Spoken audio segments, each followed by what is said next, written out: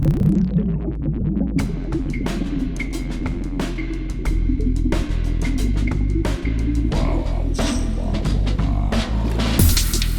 listening to ArTEEtude, a podcast with artists created and produced by Detlef Schlich, a visual artist and ritual designer, living and loving in West Cork, and best known for his essay about the cause and effect of shamanism, art and digital culture.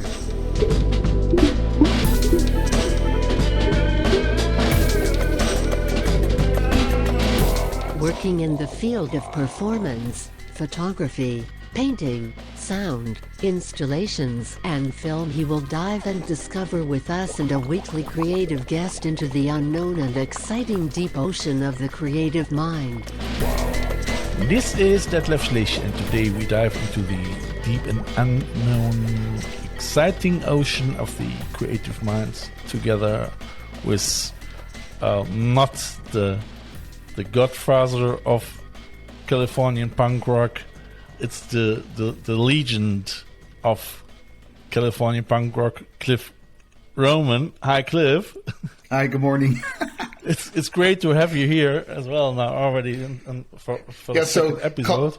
Calling me the Godfather of California punk rock. I don't know if that, no one's ever called me that, or, I'm not really referred to that way, but usually I'll run into people and they'll, they call me, legendary LA punk rock, The legendary Cliff Roman. Yeah, the legendary Cliff Roman, or the legendary LA punk rocker Cliff Roman, like that, I mean, which I kind of like legend, that's kind of cool. Yeah, legend is great, isn't it? Yeah. I mean, it's not legendary like, King Arthur, more legendary. Maybe you come back once, So we can tell Debbie next time. So Debbie, you know what? You just call me King. No way. call me King Cliff. I will not. from the Romans, from the Roman Empire, actually. Mm-hmm. Where was I now? So you see, now you confuse me completely. Oh, sorry. I still had something in my mind. Dear listeners, we went through a torture. The technology tortured us both. It took us now a couple of starts of attempts in order to get this year running, because Cliff's laptop had a major issue somehow, and we couldn't.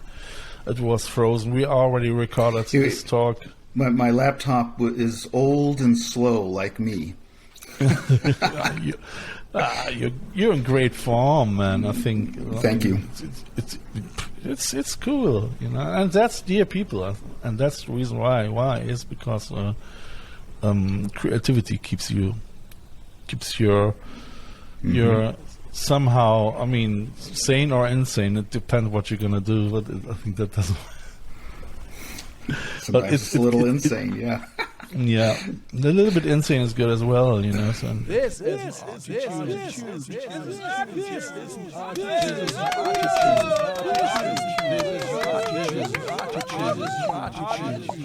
keeps running, and it keeps the attitudes.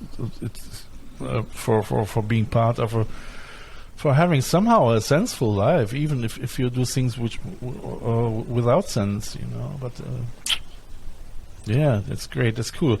And on that note, I would say, because we had in the last part, we had a talk with Cliff about his youth in North California, North Hollywood. North Hollywood, which was really lovely. I mean, it was he beamed me into Hollywood of the 50s, 60s, and quite interesting. So dear guys, if you want to listen to that, just drop into the last ArTEEtude one. It's ArTEEtude 120. Now we are already in 121, and I have to mention again, Cliff, you're in the Hall of ArTEEtudes. Welcome Me? to that.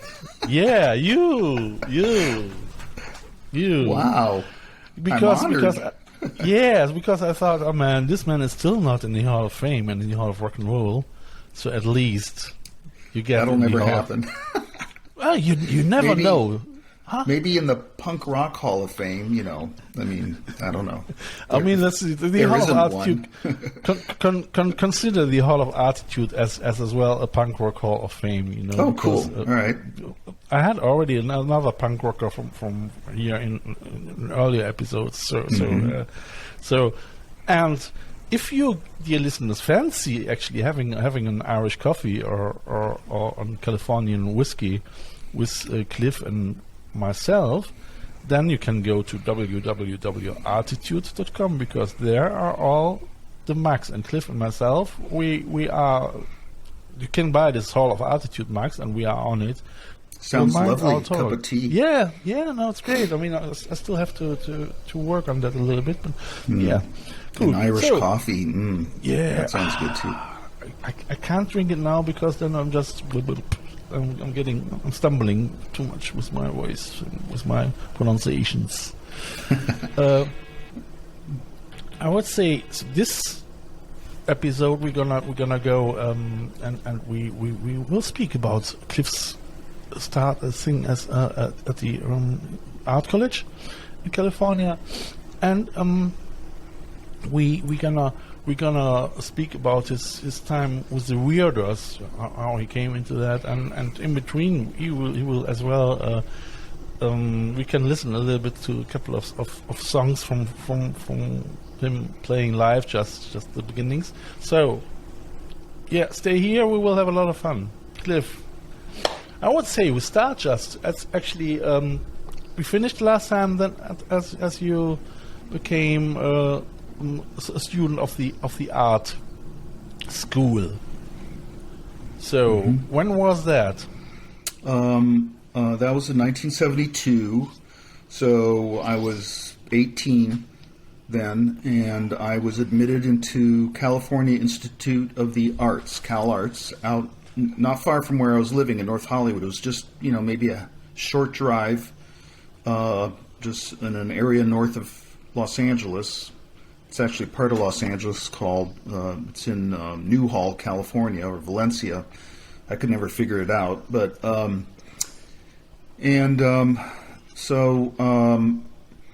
I only went there 2 years, and then I graduated with a Bachelor of Fine Arts. So I only was in college 3 years, because I graduated high school in 1971. Yeah. And then I went to a junior college nearby called Valley College, and then I was accepted to Cal Arts. Now, Cal Arts had just opened maybe 2 years before that. Yeah. And it was a brand new, it was like the hottest art school in the country. That's cool. And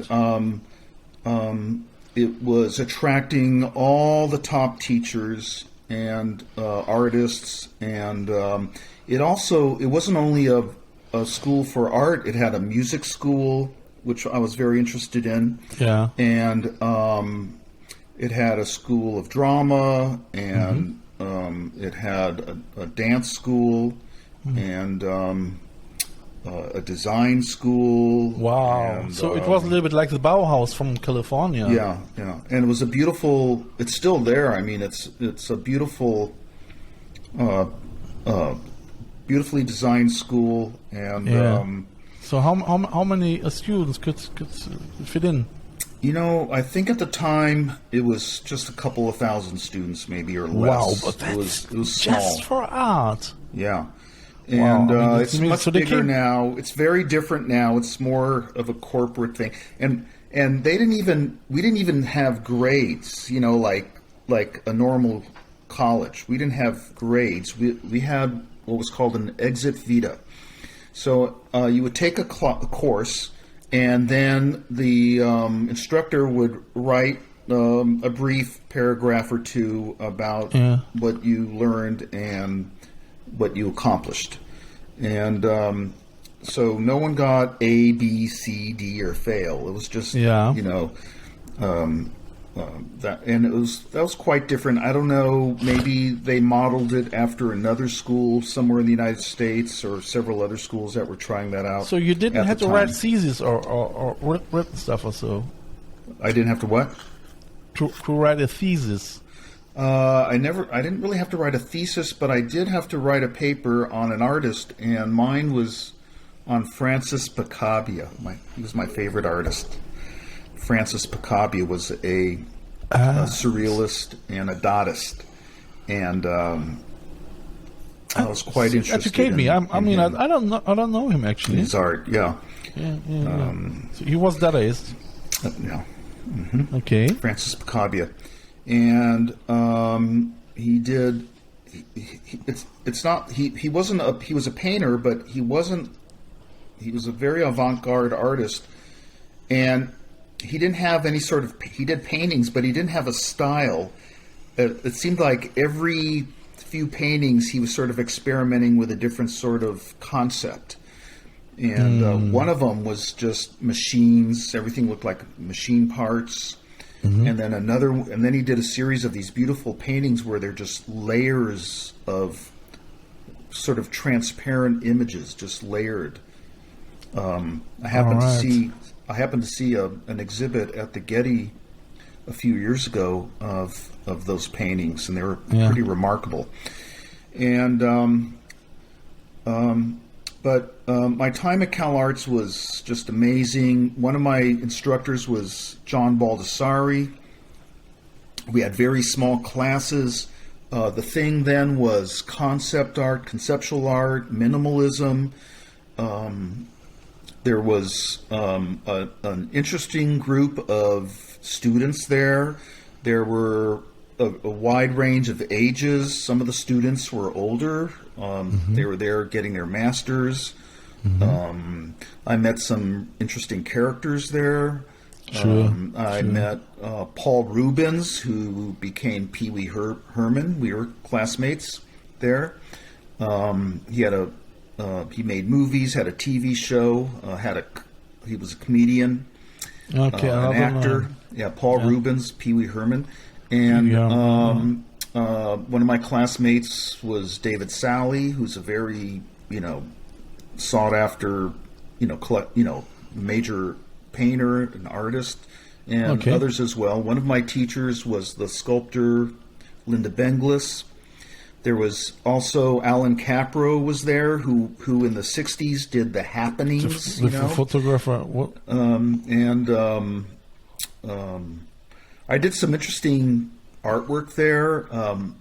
One piece I did was, that's where I met Dave Trout, who would be one of the original Weirdos in my band. He would be the bass player. Yeah. And when I got there, I started experimenting with painting. I would just paint on. I didn't like to stretch canvas. It took too long, and so I would paint on like wrapping paper, brown wrapping paper, and they had these huge rolls. Yeah. So I would roll out giant sheets of just paper laid on the floor and paint. And I liked using fluorescent colors and neon colors. Neon colors, right? Yeah. And so it was very 70-like, probably, no? Mm-hmm. I did some silk screens, and I did drawings and etchings. We got an etching press. All right. And I did photography there. So and it was just an incredible experience. And then all the top artists of the time, these were all conceptual artists. The most incredible artists of that period would a lot of them would be hired to come to the school for a week.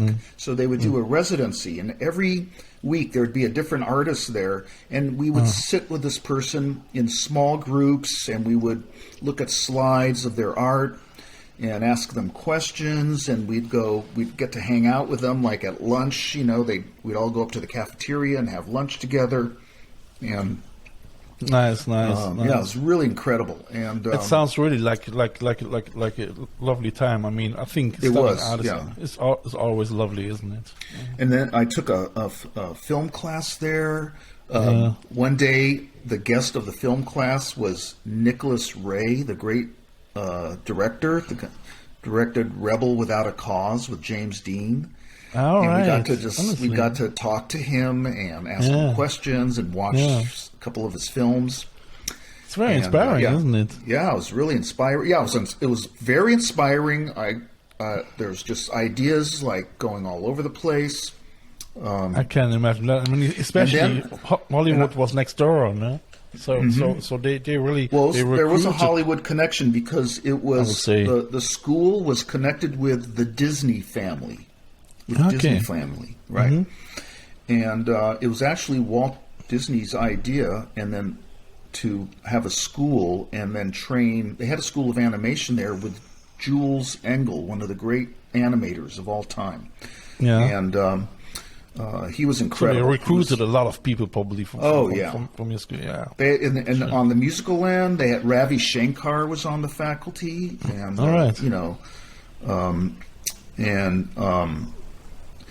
the guy, I can't think of his name.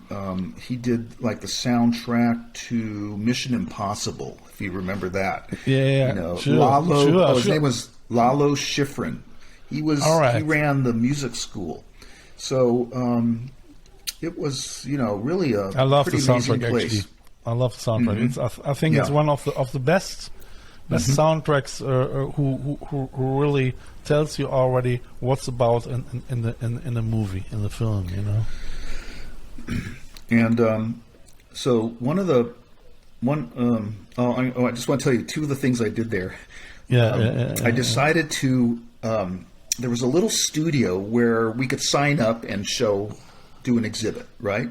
Yeah. So I came up with this idea. I was going to seal the gallery so no one could come in. I was going to bolt the door from the inside. No one could get in any way.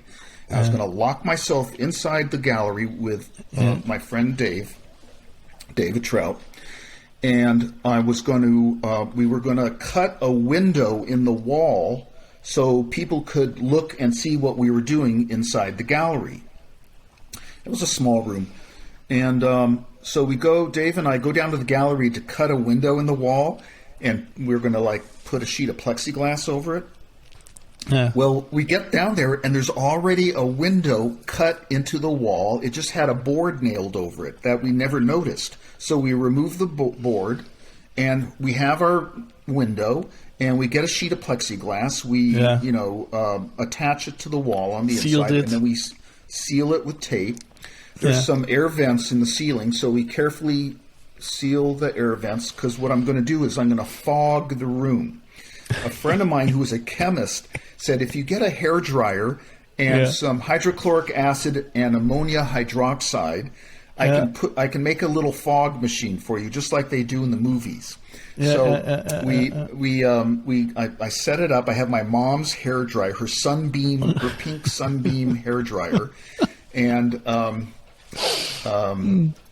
he puts it together. He was a chemist, so he had he had the rubber stoppers that go in the bottles of the chemicals, and he had the clear tubes. It was like a little, like a chemistry kind of thing, like in a laboratory. It looked like a thing in the lab. And when we put that in the room, and then where you could see it, right? And then, and it worked really good. It fogged up the gallery. So we had to wear gas masks. So we go down to the surplus store. We bought some World War II era or Korean War gas masks. And then I said, let's dress in painter suits. So we bought, these painter suits. They look like hazmats. Looked like we were wearing hazmat suits. And with the goggles, so you guys looked more than Devo than the Weirdos. So this is this is probably 1972, 73. Did you have a name for this happening or for this exhibition? I can't remember if I called it. I can't recall the name. The foggers. I may have called it the fog. the fog room or something like that. We are the Fergus. I don't think I called it the gas chamber, but No. I might have. I don't know. But then I wanted several other elements. I wanted light, so I checked out 2 of these really intense, bright lights from the film school, right? Yeah. That you would use if you were like filming a scene and you had to light it up. So the lights, I put the 2 lights so they were aimed right out the window. So if anyone's standing there looking in, the lights are right blaring into your eyes. All right. Yeah. And then I got also a microphone and an amp. I connected the mic to the amp, and we turned it up as loud as possible. So any sound we made was highly amplified. Talking and or with an walking echo around. in a loop somehow. No, it was just a live mic, and I think the speaker was right inside. We kept it inside the gallery, but you could hear it, outside Through the room. Yes. Yeah. Oh yeah. Because it was very loud. I mean, it was like really as high as I could turn it up. And so we turn on the fog machine. The room fog gets this dense fog. I still have photos of this too. Cool. And, so you might send it to me. I really want to see that. I have a few photos of it, and it gets. And then I have a photo of our friends like peering through the window, and they had to wear sunglasses because the light was so intense. And so we're in there for about 30. We were going to stay there for a couple hours. We're in there for like maybe 30 minutes. It's going great. People are coming down and looking in, and and all of a sudden someone's banging on the door. They're trying to open the door. They're banging on it. They're trying to break the door down. I say, so I go over there. I go, hold on a second. It's locked. I'm going to unlock it. I unlock the door, and in comes the plant manager, and his crew. And they're like, what the heck is going on here? Which manager? The plant? What is the plant manager? The plant manager of the school. He goes, we thought there was a fire in here because apparently we didn't seal off the air vent very well, and the fog drifted through the air system of the school and came out where they were having a ballet class on the other side of the school. So someone called the office. There's smoke coming out of the vent. And they were looking all over trying to figure out where the fire was. You should try that. We got in big trouble. You should try that with special weed, Yeah. With special weed? Yeah. Yeah. Good idea. But anyway, so I'm so inspired. I kind of got in trouble with that. And then the other thing I did was I was able to reserve they had a school for TV production. So they had like a studio where students could do a TV show. So I wanted to do I wanted to be filmed, and I still have the somewhere. I'm going to have to transfer it one of these days. I kind of dressed up. I had my hair short, slicked back. I wore these sunglasses, and I had this old guitar. And I lip-synced. I recruited 3 of my friends to be cameramen, and I lip-synced to Johnny Rivers' version of Secret Agent Man. I was kind of obsessed with this song at that time, Secret Agent Man. Okay. And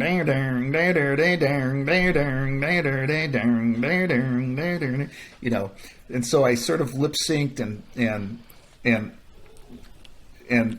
shot it in black and white, and it sort of came out. It came out really good. I mean, it was with 3 cameras, so I could edit different views, like close-up, full body shot, a different angle, Wow, that's so advanced. So I put this together. It was like a video. I made a video of the song Secret Agent Man. Yeah, I still have it, but it has to be transferred so we can see it. But but it's sort of like, I don't know, between the sound of the song, because the song was now, maybe more than 10 years old, or at least 10 years old at that point. It was, like an old rock song at that point. And just the way it looked. You might really get transferred. I mean, it's really worth. Yeah. Look, it's a documentary of your art making in the 70s. So yeah, by the time I graduated, I was sort of on a roll. I was doing some interesting things. I was doing images and etchings that just had words. And it was funny. Right after I got out of school, I was asked to be in an exhibit with all these really famous artists. They had one of my pieces in this exhibit, and there was a number of students and classmates from Cal Arts were in the exhibit too at one of the colleges here nearby in LA. And I was looking at the book the other day, and my name on the cover of the book was all the artists' names are just like lit in rows, lines, right? Yeah. My name is dead center. Cliff Roman is dead center on the cover of the book. Wow. And then and all these famous artists are in the exhibit. But including Marcel Duchamp. So. So there's, and you were underneath Marcel Duchamp. Yeah. So you're not just the legend of punk rock. You're as well the legend of modern art. Well, so no, I'm not. When I left Cal, I graduated in '74, and here's another thing: I went to 1 year of junior college, 2 years at Cal Arts, and John Baldessari did a review of my work. And one of my other teachers, I forget who, might have been Lloyd Hamrall, and they said, "Cliff, you're so good. We're just going to skip you. You can graduate this year instead of going a fourth year to school." So I graduated with a bachelor degree in art in 3 years after getting out of high school. So you say normally 4 years, no? Yeah. Yeah. So maybe they wanted me to leave. I don't know. After I fogged up that room. So you fucked it up. You fucked it completely up. You know what? If you fucked it up, we say we fuck up for today. Our ArTEEtude episodes, number 121, and we continue with that next week because I think it is the listeners are so interested in that stuff and. We continue with that for sure. It is so interesting. So, dear listeners, if you want to listen to all the other things what happens there, and as well to the songs from Cliff, drop in next Sunday morning at 10 o'clock a.m. to the early confession and become part of our talk. If you want to get in contact with Cliff, you can get in contact with him via Facebook. It's Cliff Roman, or via Instagram. It's at Cliff Roman as well. If you want to get all the informations, you can go to my account. It is on Instagram at Detlef Schlich, or at ArTEEtude, or at Isle of West Cork Artists. And as well, we have the group on Facebook where Cliff is as well member of, and that is as well Isle of West Cork Artists. It's a lively group where people talk and stay in communication.